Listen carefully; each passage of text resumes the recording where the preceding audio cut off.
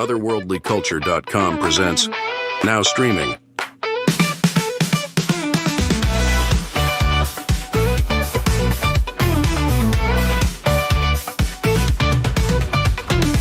Now streaming, Suzy says hooray! Suzy, all the way! Now streaming every single day! Suzy, come and play!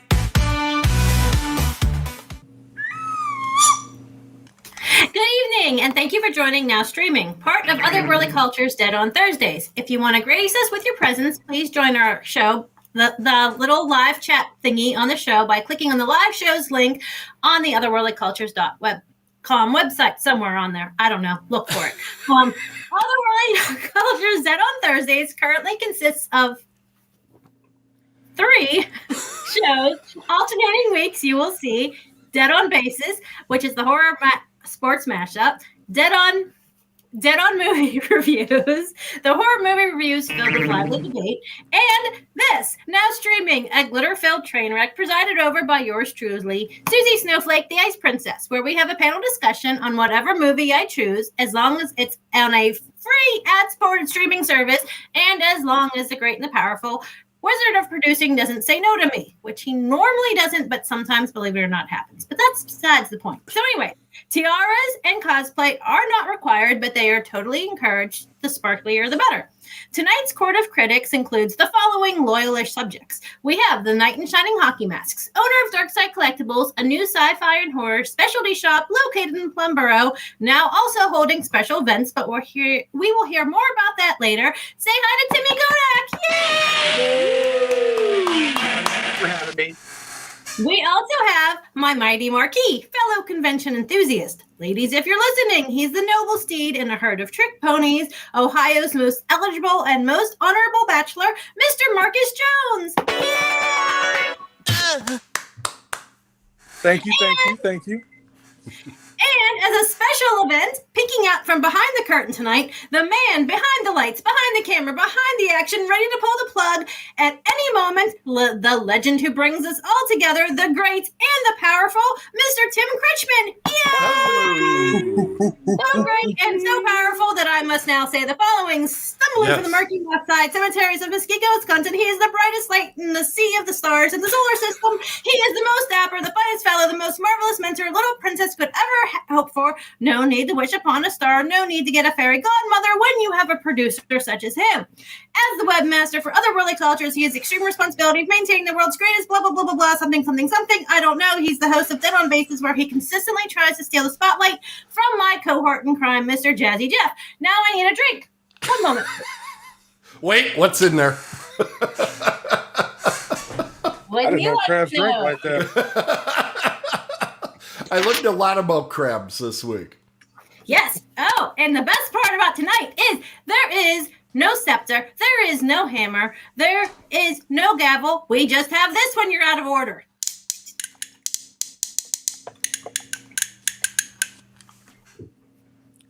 All right, now streaming. We watched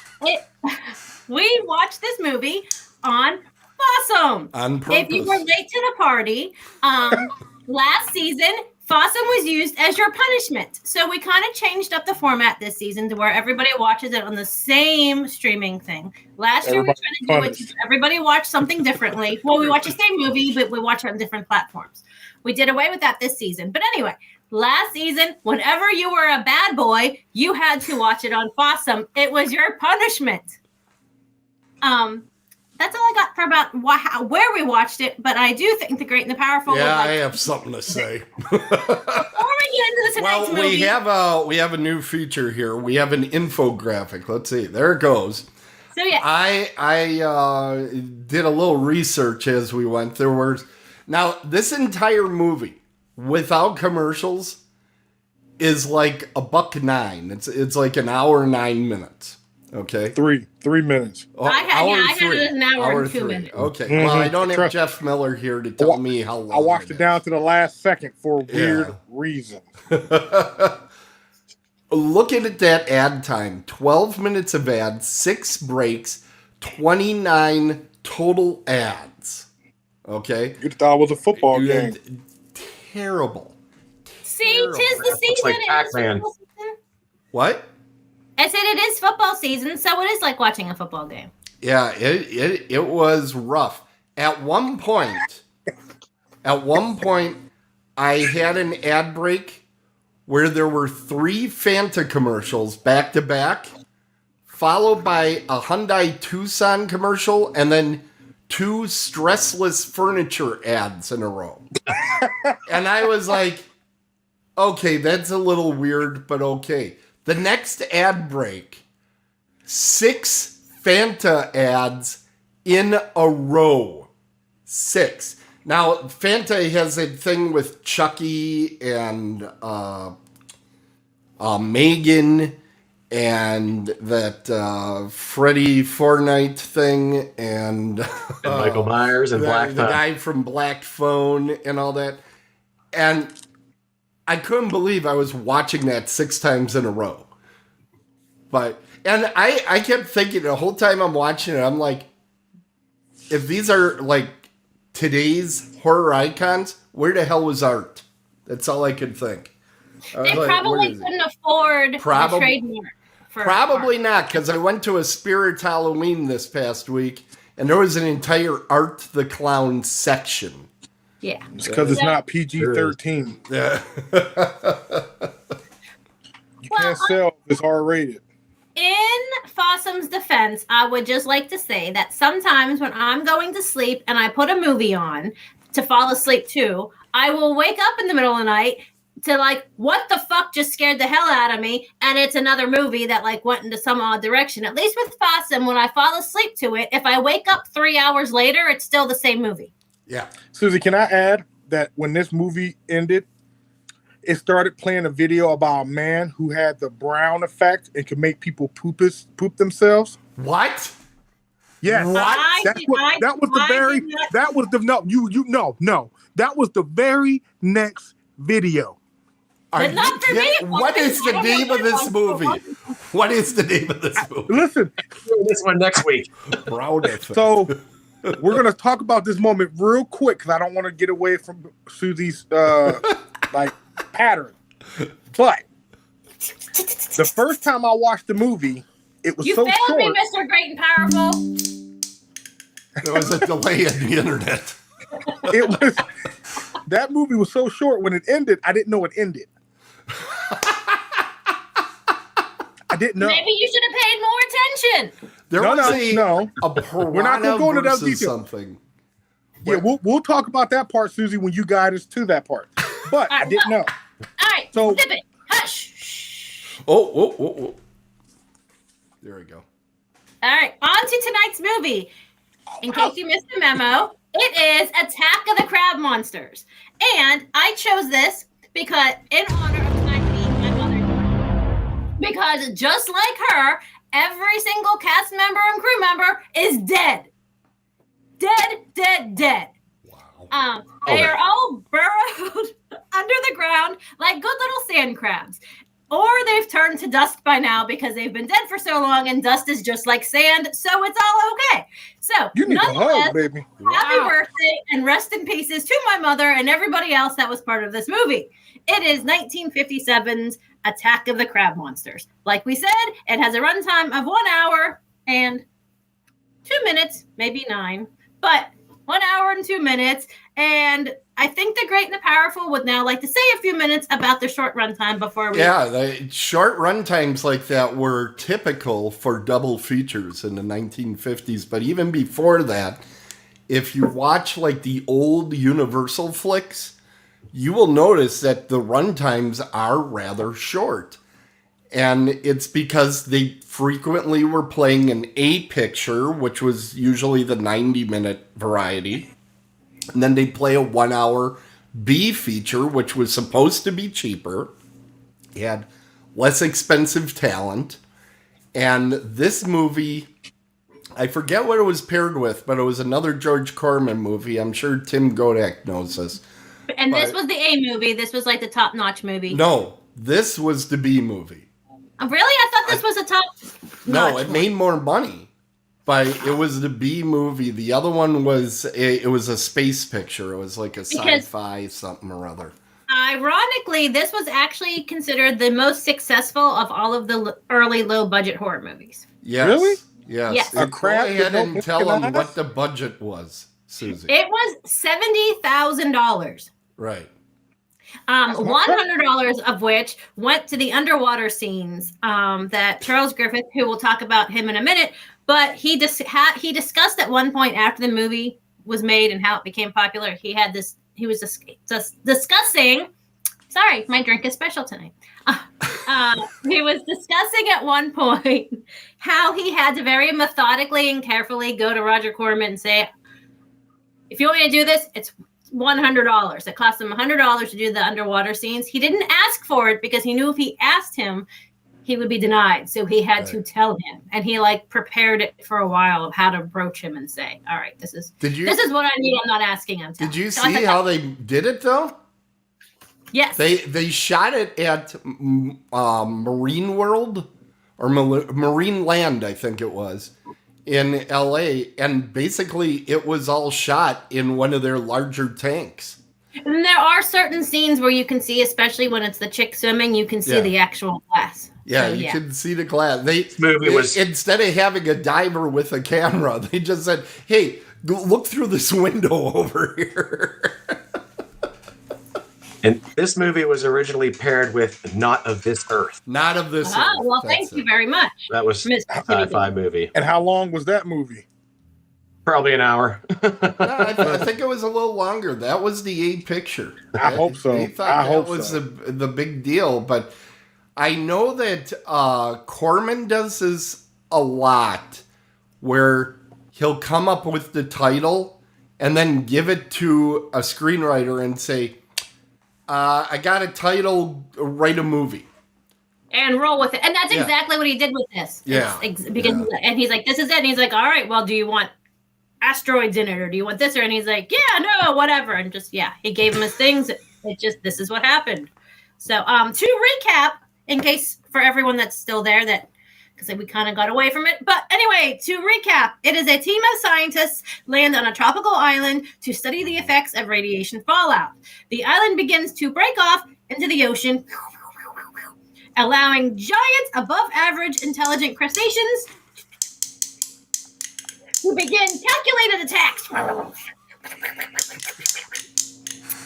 forcing the scientists to fight for their lives against the giant crab monsters.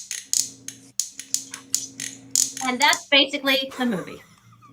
And what she did is better than the movie. It is written by Charles Griffith. He worked with Corman on multiple movies. His most famous script, another nod out there for our most loyal fan, The Bearded Beauty. Charles Griffith is most known for Little Shop of Horrors, which I think we also named last week on the last episode of Now Streaming. Yeah. Which now makes me just like you did a whole Pauly Shore thing with Jeffy Jeff. Yeah. Last season, I think this season on Now Streaming, I have to find a tie-in for Little Shop of Horrors on every episode, just to say hi to, like I said, our most loyal fan, The Bearded Beauty. But anyway, that's who it was written by, and it was directed by Roger Corman. So take it away, Timmy. Roger Corman, the king of the B movies. Roger Corman was born April 5th, 1926, and died May 9th, 2024. Let's talk about that. Yes, he's dead, just like my mother. He's 98 years old, still doing this stuff. I believe he produced his last movie in 2021. He once directed 10 movies in 1 year in 1957, which was unheard of. Over 350 films produced and over 60 directing credits. His first movie was The Monster from the Ocean Floor. The last movie he directed was 1990's Frankenstein Unbound. But yes, he produced until 2021. In 1970, he went on to found New World Pictures. The fastest movie he ever made was one that you just mentioned, Little Shop of Horrors. It was filmed in 2 days and 1 night. He was the master of efficient filmmaking, often cutting corners like no other. He once did a race car movie and literally rode a bunch of cars from a local dealership, removed the windshields, drove them around, and then returned them when he was done. He did a movie that took place in a dentist office where the dentist equipment started getting knocked over, and he actually cut the scenes to save the equipment because he didn't want any problems. He was also attributed to helping lots of young actors like Jack Nicholson, who also wrote The Trip for him, and Robert De Niro. He was a mentor for James Cameron, Francis Ford Coppola, and Jonathan Demme, along with other directors. In 1960, he did a series of movies with Edgar Allan Poe films starring Vincent Price. Quite popular back in the day as well. He also did counterculture cinema like The Trip and Wild Angels, which he actually used some real Hell's Angels for in that movie. He won a Lifetime Achievement Award in 2009 and began before he got into directing. He went to Stanford for engineering and served in the Navy. Some of the other actors he's been credited with bringing to the screen are Jack Nicholson, Robert De Niro, Bruce Dern, Charles Bronson, Sylvester Stallone, not Dick Miller. Well, Dick Miller was one of his Dick Miller, Peter Fonda, William Shatner. And his best movie that he claims ever made was The Intruder, but it was so controversial that it made no money and got thrown out of the theaters. But he often said that it was the first actual movie that he made. He's done tons of stuff. Roger Corman. Did you mention all the directors he also mentored?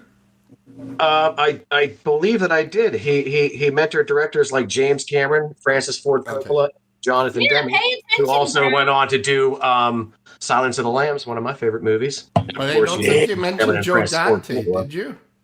Yes, and Joe Dante as well. Joe Dante and Ron Howard. Yeah, Ron Howard played a big part in there as well. Absolutely. Yeah. I would also like to mention how you had mentioned about like the cheap ways to achieve stuff when they were filming this and they needed to do the earthquake scenes. Did anyone else read how they actually achieved that? Oh no, earthquake! I assume they just shook the camera. Exactly, that's all they did. They just shook the camera. He would often set scenes up and do everything in one take, regardless of how it came out. He wanted it one take, overdone, and moving on. That explains a lot. Jack Nicholson said he asked one time for $5 more than the going price to do some films for him, just because they were good friends. And he said, Roger actually said no. There's a famous story with Joe Dante when he was doing The Howling. And, at the end of that movie, they're out at that barn and there's cars and stuff out there that they're going to run away in. They didn't have key lights. And Joe Dante called up his old friend Roger Corman and said, gee, I really don't know how to get this shot. It's dark as all get out here. And Roger Corman said, don't those cars run? You can do it by headlights. And so I think that was a Universal picture was shot by car headlights one night because Corman knew how to cut corners that well. It makes you creative when you can do that. Yeah. Yeah. Low budget necessity. Yep. Can we move on to the cast now? Yeah, please do. Alrighty. We have 5 top people. We have scientist Dale Brewer. He was played by Richard Garland. Panic in Year Zero. He was also in Lassie, and he was dead by 41. Thank you, alcoholism. Then we have scientist and only female cast member, Martha Hunter. She was played by Pamela Duncan. Great and the Powerful. You will enjoy this. She was a pageant queen. She was known for her beauty and for being in pretty much at least one episode of every Western TV show from the 50s. She was dead at 81. Thank you, Strokes. Hank Chapman, played by Russell Johnson. Probably the most well-known. As we mentioned, he was, we mentioned this before we went live. Sorry. Anyway, he's probably the most well-known because he was the captain on Gilligan's Island. No, he wasn't. He was the professor. Oh, Professor, Captain, whatever. It was Gilligan's Island. They all look the same to a crab. He was a Gilligan. Alan Hale Jr. played the skipper, if memory serves. He is dead as well. He died from kidney failure.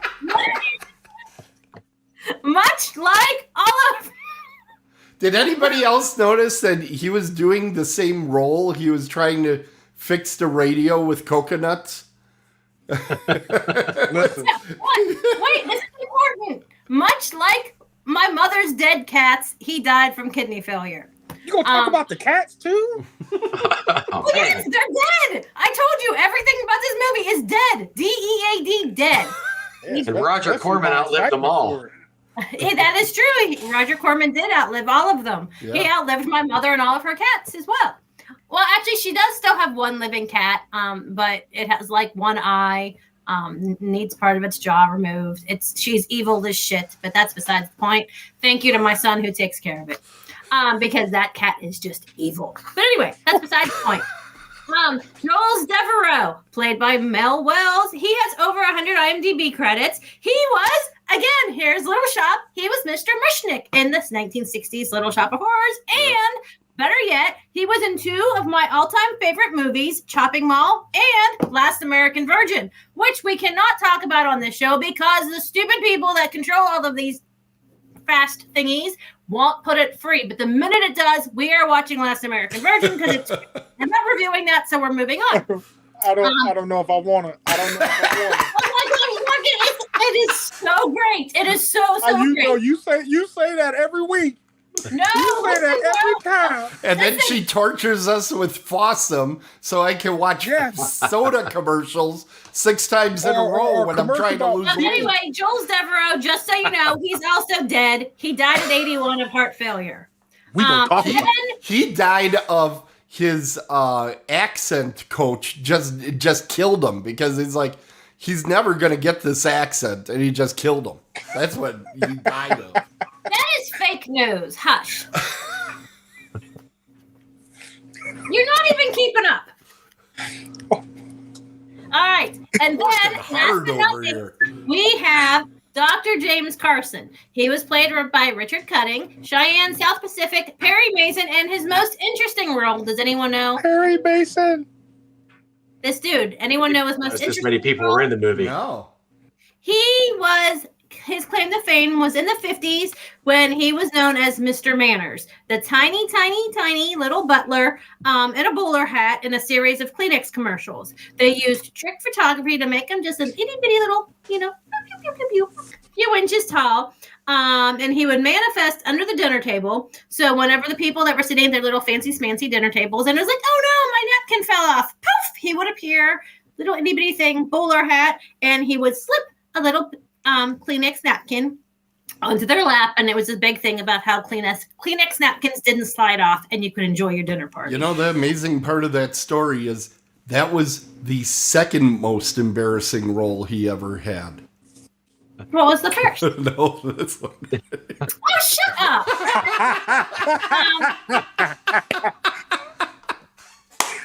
Hey, listen. Yeah. No, wait, I'm not done. Hush, and then you can say, listen.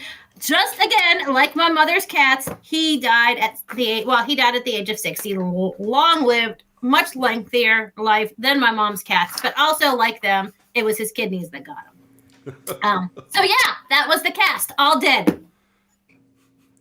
I mean, it's not all their fault, but I mean, the movie was 1957, and they were all in their 20s, so yeah, they're going to be dead. Yeah. So, I mean... Marcus, go ahead. You said listen. Here's your time. No. Listen, I'm stuck on, like he said about the runtime. Yeah. The ads. Yeah. Listen, everybody, listen. I'm not hating on that streaming service, but it made me watch a video about a man who can control making people poop on themselves. You need to tell us more about this movie because that is not what it led to with mine. So let me. I'm gonna dip my toe a little bit in the movie, and then we're gonna talk about this ad. The movie is 1 hour and 3 minutes, at least to what it told me, 1 hour and 3 minutes. And the way the climax or the end of the movie happens, I wasn't paying attention. I'll admit, wasn't paying attention, and I didn't know it ended. Well, when it ended, it immediately started playing So wait, you can't grade the movie if you didn't even know it ended. You missed. Are you gonna let me finish my story? No. You are the worst. The worst. The least you could do is let me tell my story. Then you can yell at me about the stuff if you're correct about it. Anyway. So the movie ends, it starts playing another movie. Well, I didn't notice yesterday, so I was like, well, let me watch it again today before we stream. Get some notes and stuff. I like to critique. I play the movie again, hour long. Sure enough, I see another movie playing. And it's a different, completely, it's not black, it's not that shaded color, it's modern day filming. I said, what the heck is this movie? And the guy's like waking somebody up. Guys. I'm like, what? He goes, I found out about the Brown theory. And then it shows a caption saying Brown theory. And then it talks about, he goes, what do you mean? He goes, I can make people poop themselves on my command. And I go, what the hell am I watching? And at one point, he's talking to them. They stop and look at him and go, why are you wearing a diaper? And it cuts down to him wearing red jogging pants with a white diaper over top. Over top. Why did he have the diaper over top? Suzy, I watched that movie that you recommended for the four of us to watch. I watched it 3 times. And all 3 times, when the ending came, I had to look and observe like this to make sure it was truly the ending. I'm like, okay, this is happening. Okay, so all right, we're done. Is that it? And then the end credit hit for a split second. Right. There was no credits. Yeah. There was no music, credits, nothing. I should use this as a time to also warn people. The Brown theory. I gotta look this up. A comment that someone said. What? I gotta look up this movie.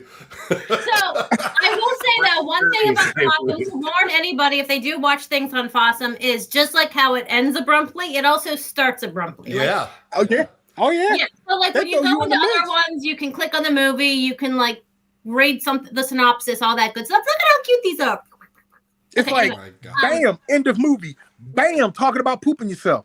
Well, but it does in the beginning too, though. It goes the minute you click on it, it doesn't give you a time to even read what you're clicking on. It just goes moving. Yeah, it goes right into it. There's no pre-roll ads. Like every other thing I have, even the ones I pay money for, they play something before the movie saying, hey, thanks for having Amazon Prime or whatever. No, this thing went right into the production house. Yeah, I know. Even a double feacher would at least give you a popcorn break.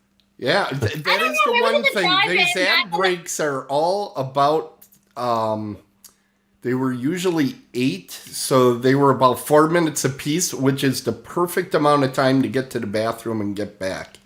Yeah. But when the movie came out, I had the Brown theory so bad. Okay, but no, we're moving on. Now, Suzy, I'm not making it up, sweetie. You know I wouldn't do you like that. I know, but we're ignoring the great and the powerful because it traumatized me. I'm sorry, baby. What do you want me to do? What can I do to make this better? Take those claws of yours. Take these eyes out.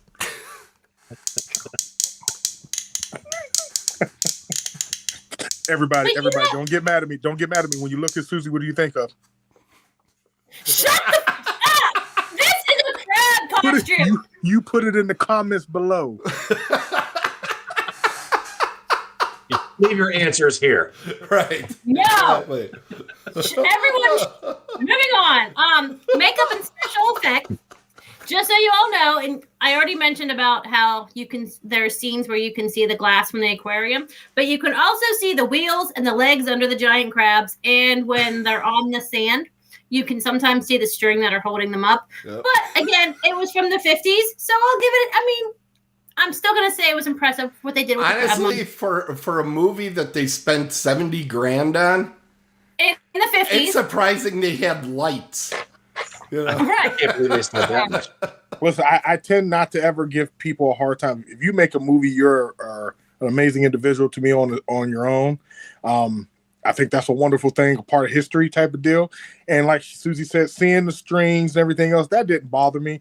There were sillier things in this movie. Oh, yeah. Oh, we're going to get to that. Yeah. We're going to get to the silly things in just a moment. Since we're talking about the crab monsters, though, I have to say it. I want to see that picture right now. That picture with the crab grabbing the guy. Every Fangoria that I had as a kid, every book about monsters, every book I had on the horror subject had that goddamn picture in it. That picture, I think I have seen more times than my parents' wedding picture. It was in every dang book. I read a book called Super Monsters as a kid, like half a dozen times, and that picture of the crab grabbing that dude, that it was in there every time. Amazing, that thing. Now, It's sad that you were traumatized by a crab with no blinking eyes. The thing that's scary is when they start running restaurants.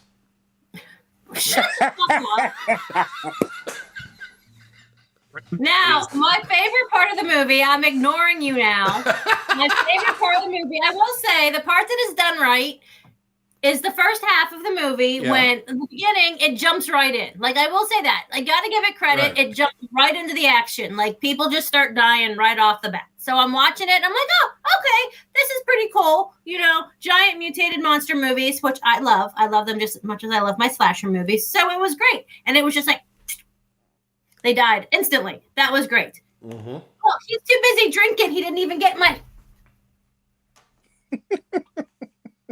Hello? McFly? Click, click, click, click, click, click, click, click. Oh. This is not working, but okay. All right, anyway. But the annoying part to me... Okay, stop now. The annoying part was it lost me in the second half. So, spoiler, first half of the movie, great monster. Second half of the movie, the Krabbies now suddenly, instead of just killing everybody and having like a nice, yummy human sushi, they decided to, like, I don't know, second half was all about how they absorbed the, after they devoured the humans, they absorbed their thoughts and their brains. So then they could conversate telepathically with the living humans. And that just... Well, they were making ashtrays talk. Yes. And guns talk. Yeah, like, what the heck? So that lost me. I had high hopes for the movie. Lost, God, what have you got to say? Lost? Listen, it had me thinking I was in a second movie. Okay, you do? Oh, you technically were in a second movie at some point. Yeah. So No, that was a nasty movie. But it did. It was like they had two different concepts. Why couldn't they just leave it as mutated? It does explain the only thing I'll say is it explains why at one point the crabs make a surgical strike on the radio where they're like the whole set is fine except for the radio. And they're like, they went for the radio. I'm like, they're crabs. Why the hell would they be going for the radio? Well, because they're not crabs. That was the only thing I saw in the whole movie where I went, okay, it's stupid, but at least it has a little bit of sense. No, hush. It was still stupid. Well, yeah, it still was. It was still but stupid. At least it had an idea behind it. It should have just been giant mutated Krabby Crabs. Absolutely. And they should have had more of them because you don't get to see enough of them. I agree. But we do get to see very oversized scientists try to climb a rope up the side of a pit. We get to see that. And you can almost tell that there are people helping push him up in the frame. Up on their I shoulders. was sitting there thinking, I couldn't climb a rope like that up the side. And they're like, hey, fatty, go over there and climb the rope. Like, shit. Here's the question that I was going to ask before, but when we mentioned it, something else, and then I lost my train of thought. But all the little things that were nitpicking about it, it was supposed to be a drive-in movie. It was from the 50s. So absolutely. what did all the and it was made specifically like for the teeny boppers to enjoy it. So are teenagers who are let loose in the 50s at the drive-in really paying attention to any of that? Not entirely. You know what? For all the flaws this movie has, if you aren't sitting there watching, which I have no idea what that says. Wait, what the heck is Timmy trying to say? Oh, I'm sorry. Does he not have sound? No, I didn't say anything. Oh, He's enjoying himself. He's holding something up, and I can't read that. Oh my God! No way! SpongeBob, I want me money. Shut his camera off! Tim, I love you. That was great. That's good work, Tim. That's good work. What I was going to say is, I drew it myself. hey, that's nice. Hush, Very good. Hush. Turn your camera off. Goodbye. But what I was going to say is, if you're not watching this movie as an actual movie, you're, playing it in the background while you're trying to make time, it's a fun enough movie. It moves along. Only the first half. Goes through. Only the first right. half. It comes to a crashing stop. Yeah, you blink, you miss that ending. Yeah. I never wanted to go to a seafood boil more in my life. Did anybody else have an issue with the two sailors? Because the sailors weren't even allowed in the house. They had to live in a tent on an island where they don't know what happened to the last people that were there. They're like, you guys can live in a tent. We're all going to live in this house. Yeah, and they were You fine just with live it. out there. That's because they were snooty scientists that lived in the house, and like, you're just sailors. Go away. Go live in the water. Really, I felt very sorry for those poor sailors. Mm-hmm. I concur. And they were bumbling idiots, in my opinion, for some. Well, they didn't have their spinach. I am what I am. Yeah, it's just. That's basically all I got. Oh, here, go ahead. I think that's all the movie deserves. Susie, I need you to do me a favor. What? I need you to say, "I love money." I need you to kiss my ass. That don't be like that. Wow. What the hell just happened? This turned very arch very quickly. Anyway, At least the survivors of the movie would have been well fed since that guy electrocuted the last crab. Spoiler, sorry. They would have had crab meat for a while. No, they would have needed some butter on that island, and they would have been set. Oh yeah. But you would need one of those really big cracking things. Oh man. no, not if you electrocuted it. I would think it would explode. Then there'd just be little pieces of it everywhere, and then you go, no. What they ought to have done is called the Northwestern and have Sig Hansen come in. He could have handled them easily. You guys don't know that? Yeah. That was catch? Yeah. Okay. Sorry, lost on me. Okay. Hey Susie, is it scoring time? I think it's, unless anybody has anything else they want to complain about, I think it's scoring time. Oh, hold on. Okay. I got a couple things I want to say. For that time, 1957, I liked the music. The music kind of set me back to like my Perry Mason times. I love that. The music was really earnest, It wasn't. Yes. I don't even remember the music, to be honest. What? I don't remember the Really? music. Oh my God, this is good. such a good movie.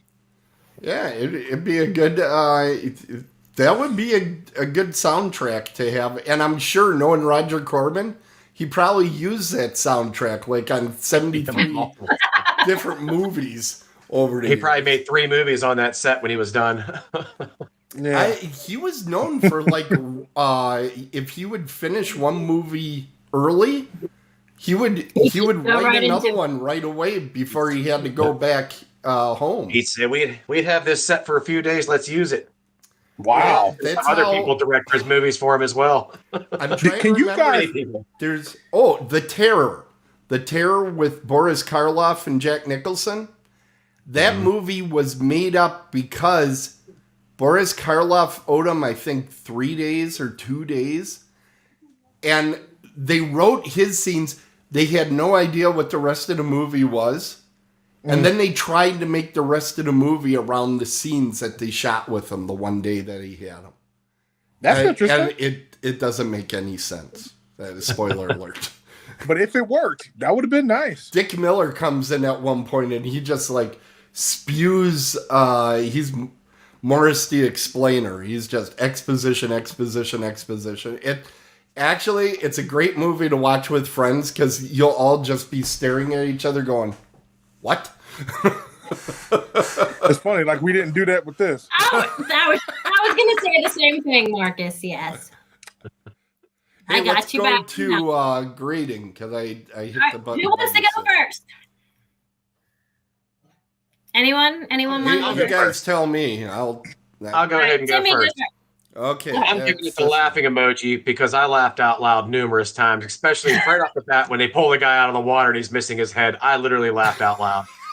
So yeah, I'm going to give it a laughing emoji because Roger Corman definitely has his place in history. So I definitely enjoy a good B movie. So, but definitely not his best work, but B movie excellence. So I'm going to give it a smile, a laughing emoji because I found it to be quite humorous. Tim, what'd you give it? I'll give it a laughing emoji for the same reasons. It is kind of fun to watch.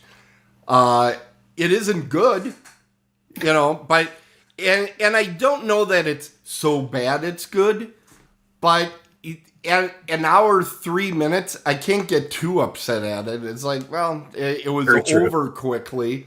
It wasn't like some of the movies you pull out there, Susie. Hush. Yeah, just saying. I'm just saying. And Marcus, what would you give it? So I kind of thought I wanted to give it the smiley, but at the same time, I want to give it the wow. The wow is what I want to give it. And three reasons. I watched the crab, and I'm looking at everything, the scenery and everything, and that didn't bother me. I'm very forgiving of that. I thought the ending where they tightly embraced each other while their friend sacrificed was such a time frame for that. Oh my goodness. And they just grinded cheekbones together. It was what they did. Also, I thought it was wild because of the streaming service Susie picked had that damn movie play afterwards, so I'm judging it on that too. Pooping yourself. And That had nothing to do with the movie I picked. Move on. Like a new superhero movie. Yes. Oh my God. Poop Pants McGee. I have a long. But hold on, for the record, Susie, the streaming service does play a part in this. Remember that. Well, yes. Okay. Yes. So, Now on top streaming. of those two things, and being an hour and 3 minute movie, I would definitely watch it again. It wasn't that terrible. I think it has a place in history of remembrance and appreciation. So I would definitely give it that. So I give it a wow. All right.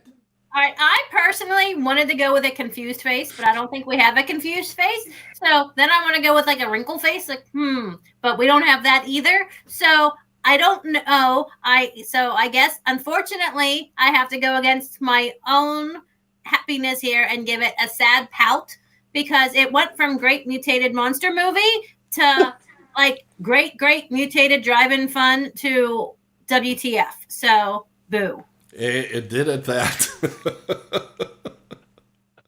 And that made me sad. Aww. Oh, yeah. Oh, my God, he killed himself. She did. She was really putting that look into it in the final scene. All up in his thing. All up in his chin hair if he had any. Oh, she just wanted a little bump and grind at the end. Grind by definition. All right. I think that's pretty much it. And we are going to move into shameless plug and promo time. Okay. Take it away, Great and Powerful. Yeah, we'll see if I get it to run here. Let's see. We're going to a crab boil now. Yeah, we are. It was a rock New Orleans day. star. Rock lobster. Why didn't it go to where it's supposed to go? Maybe. All right, everybody do a little shimmy or something while we have technical difficulties. Let's see. Maybe I got it to work. I don't know. Well, first of all, everybody, remember to subscribe to Otherworldly Culture. We'd love to have you be part of our shows here at Otherworldly Culture.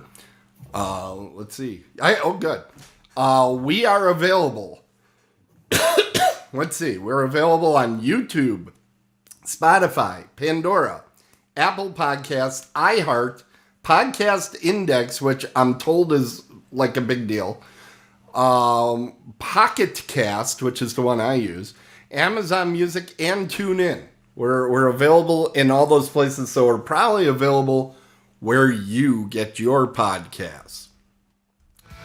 And coming up next week here on the show, Dead on Thursdays, we're going to have Dead on the Bases, where Driven is going to be taking on the movie The Stuff. That's going to be a pretty easy crushing there. Tim, it's your turn. What would you like to tell us about an upcoming event, perhaps? Absolutely. We're kicking off the holiday season here at Dark Side Collectibles, but as soon as that holiday season concludes, we will be having a mighty evening with Shaun Weiss taking place right here inside Dark Side Collectibles. We're going to have a movie screening of his breakout horror role, D4 Melody. We're going to have photo ops and for anyone that sleeps there and walks like a crab, what is he known for? He is known for Mighty Ducks. I apologize. Yes, Shaun Weiss, best known for his role as Goldberg in the Mighty Ducks. He was also in Heavyweights, wasn't he? Yes, he was. He was also. Yeah. Oh yeah, Heavyweights and quite a few other Disney roles. Trivia for and a bunch of TV shows and So he's going to be bringing his movie to the Dark Side Collectibles February 7th. So get your tickets now. They are selling. It's going to be a fun evening, not just a time and dash. You're going to spend the evening with him, and it's going to be great. Does it include popcorn? It absolutely includes popcorn. As a matter of fact, we had popcorn difficulties here, so I've just got a new restaurant quality grade popcorn machine that is in reviews as we speak. Wow! Hey, listen, I'll tell you right now, Tim has a great store, and he has better popcorn. You got 2 reasons to get your butt down there. Enjoy his lovely aura. Go. Thank you, sir. Go. I love Come on down. We'd love to have you all.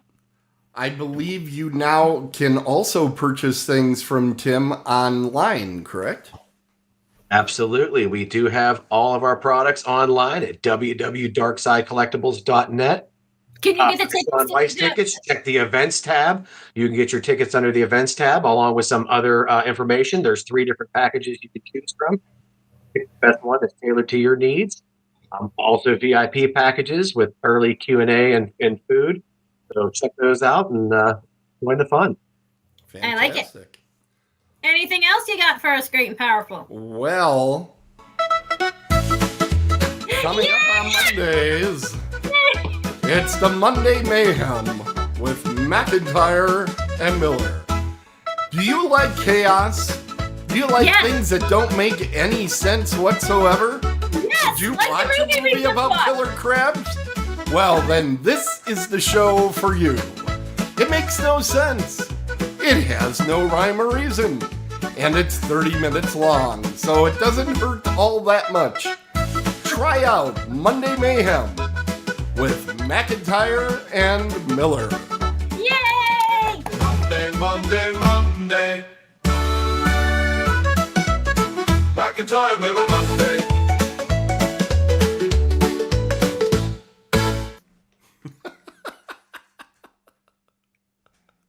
Anything else, or are we closing? That's what we got. All right. Well, thank you, everybody, for for joining. Please remember to like us, rate us, follow us, share us, help newbies find us so Otherworldly Cultures can keep on doing its programming and I can keep on giving the great and the powerful migraines. Reach out to us via email. It's whatever our names are at otherworldlycultures.com. You can DM us, whatever. And until next time, don't let the haters dim your sparkle. Reach for the remote and keep streaming. Good night, everybody. And buy Krabby Patties from her.